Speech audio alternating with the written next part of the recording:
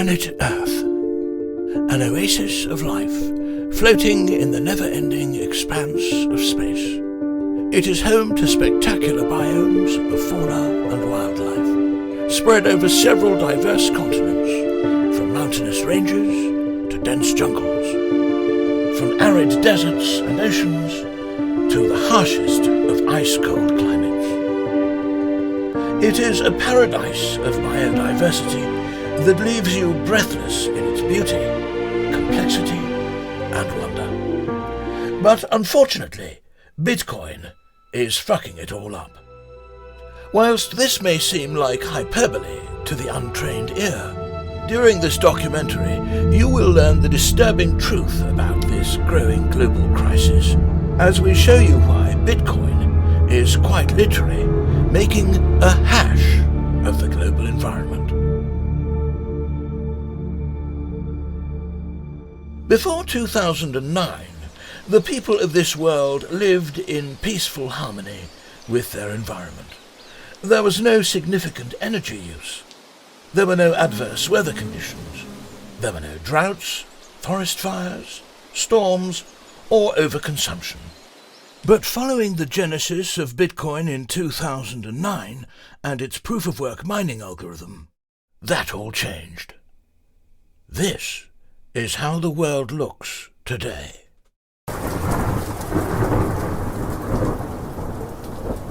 It's hard to pinpoint the exact moment that Bitcoin's energy use started to destroy the global environment. But government experts all agree it was about the time when rich and powerful people started to get threatened by Bitcoin.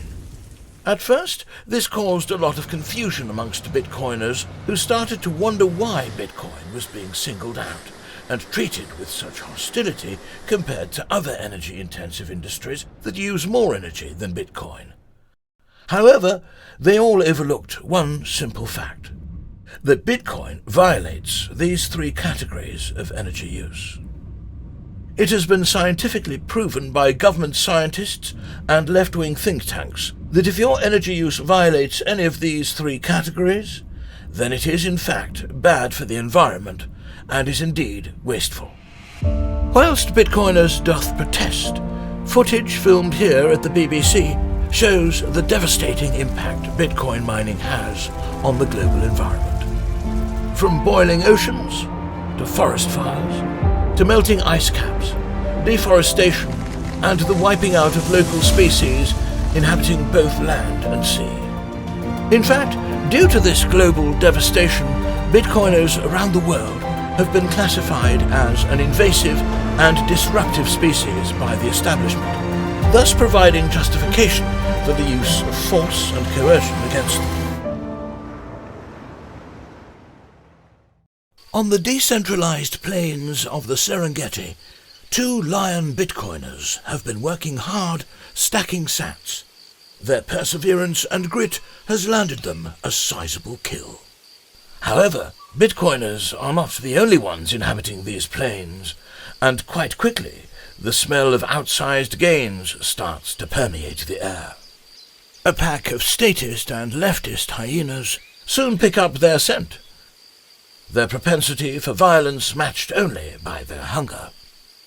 Whilst the lions have spent the past 10 years amassing bitcoins through risk-taking and hard work, the statist hyenas have recklessly consumed all the food that they stole, whilst the leftist hyenas have been too busy campaigning for hyena LGBTQIA+ rights, and now both are hungry. Their hunger, combined with mainstream media reports of environmental devastation, has provided the ethical falsehoods needed to morally justify their entitlement to the lion's kill. A confrontation is inevitable. The attack on the lion Bitcoiners is relentless and brutal, as the hyenas try to steal their kill. The statist hyenas deploy unfair taxes and regulations, whilst the leftist hyenas attack with shame and guilt, a common tactic also used by the Black Lives Matter vultures and the third-wave feminist jackals of the Serengeti. The aftermath is bloody. All around the world, confrontations like this are becoming more and more commonplace, but in response, Bitcoiners have developed several unique defenses in order to counteract this aggression. One of the defenses deployed by Bitcoiners is highlighting the fact that the legacy financial system that Bitcoin is destined to replace actually uses more energy than Bitcoin, yet it is rarely, if ever, criticized for its energy consumption.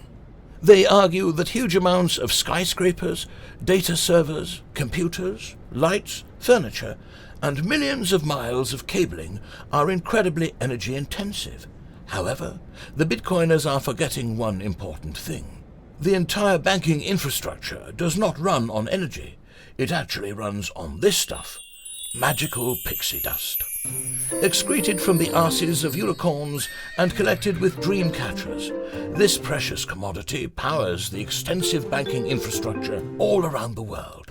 In fact, magical pixie dust is so powerful and abundant, it is also the commodity used to power the greatest user of energy in the world, the military, reducing the energy consumption of both these entities down to zero.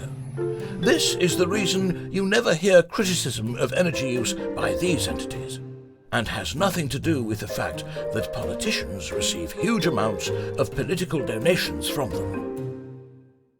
Another defense deployed by the Bitcoiners is pointing out that Bitcoin's energy use as of 2024 is sustained by 57% renewable energy and actually utilizes a lot of energy that would otherwise just be wasted. However, this was recently met with condemnation by Elizabeth Warren, who gave a speech in Washington, D.C. shortly after landing via private jet, that Bitcoin's use of renewable energy doesn't go far enough. Another common tactic used by Bitcoiners is to divert attention away from Bitcoin's energy use and redirect it towards fiat currencies, and in particular the topic of overconsumption. They argue that the infinite creation of debt and credit in the fiat monetary system, meeting the finite resources of the planet, draws forward huge amounts of future productivity, which puts a huge strain on the present-day environment, unlike Bitcoin, which does not allow for the endless creation of debt. Whilst this may seem like a good argument, in reality only a mere $315 trillion in global debt has been created, or put another way, $315,000 billion of credit. Whilst this may seem like a lot, it really wouldn't go that far in your local IKEA or pottery barn, and here at the BBC we have found that it has had little to no effect on population growth or the global environment, unlike Bitcoin. Another common criticism that justifies attacks upon Bitcoin is that Bitcoin is a huge waster of energy. However, Bitcoiners cleverly try to mitigate this attack by defending Bitcoin's energy use as not being wasteful. They state that Bitcoin provides many incredible societal benefits that justify its energy use. They argue that things like televisions, the gaming industry, and even fairy lights use significant amounts of energy and provide much less benefit for society, but they themselves are rarely, if ever, criticized for their huge amount of energy use. But is this really true? Here at the BBC, we decided to fact-check these claims.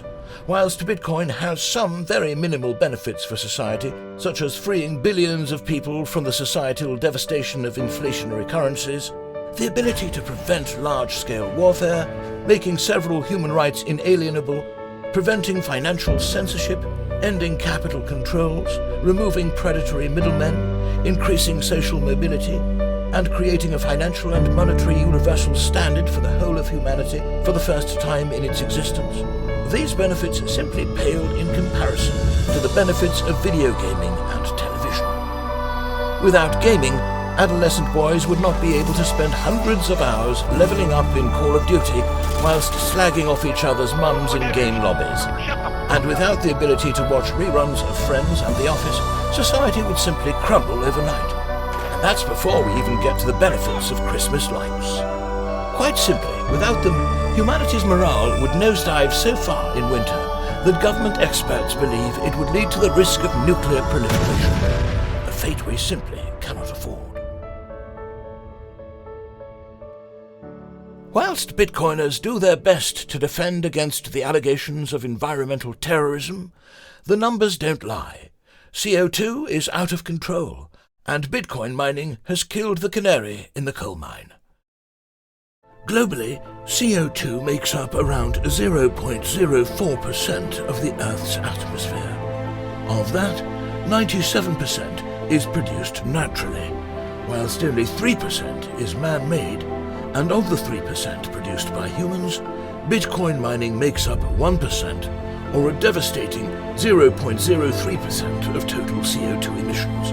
A total almost as damaging as those bastard cows and their greenhouse gas-emitting farts. This is why the Bitcoin industry must be persecuted as it threatens to tip the world into environmental apocalypse. But don't think too much about those numbers. Instead, just consume these images of smokestacks and this poor polar bear falling through the sea ice, and just think about how bad Bitcoin is.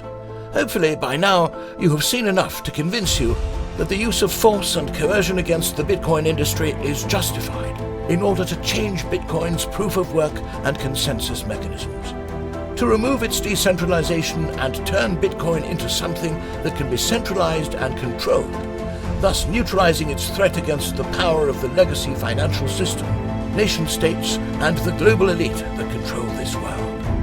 Oops, sorry, I wasn't meant to say that bit out loud. And finally, by telling the world that Bitcoin will boil the world's oceans, we can also continue to traumatize innocent young children into believing the world is in an existential crisis that will likely result in their premature deaths. And that is something I think we can all be proud of. My name is David Attenborough, and this has been Bitcoin, making a hash of the global environment. Don't forget to join us next week, where we will be discussing why the mass genocide of Bitcoiners is both a justified and rational response to the ongoing environmental crisis. Thank you for watching today. Please like, share and subscribe.